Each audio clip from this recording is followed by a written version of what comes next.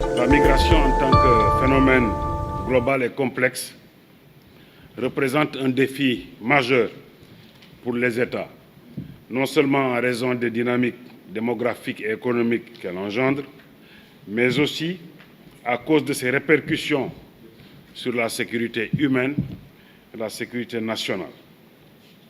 Dans le contexte africain, et particulièrement en Afrique de l'Ouest, la migration prend une dimension particulière. Le Sénégal, en tant que pays de départ, de transit et de destination, se trouve au carrefour de ces dynamiques migratoires avec des impacts significatifs tant pour les migrants eux-mêmes que pour les politiques.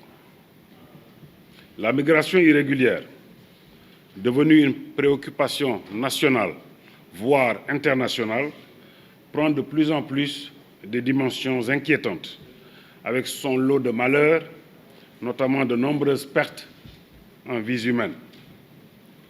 C'est ainsi que le comité interministériel de lutte contre la migration irrégulière a été institué afin d'endiguer le phénomène.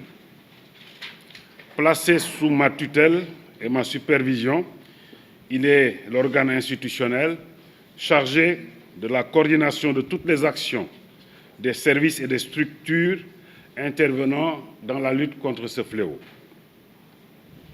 À ce titre, le comité a procédé à l'élaboration de la stratégie nationale de lutte contre la migration irrégulière, assortie d'un plan d'action opérationnel. Les données statistiques centralisées par le comité sur la migration irrégulière de janvier 2024 au 31 octobre 2024 font état de 502 embarcations, dont 64 à partir des côtes sénégalaises, arrivées aux îles Canaries avec 34 162 migrants à bord. Mesdames et messieurs,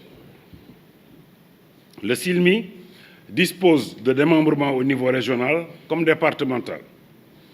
En procédant à la mise en place des comités régionaux et départementaux de lutte contre la migration irrégulière, le comité entend ainsi parachever l'œuvre de la territorialisation de la lutte contre ce fléau au Sénégal.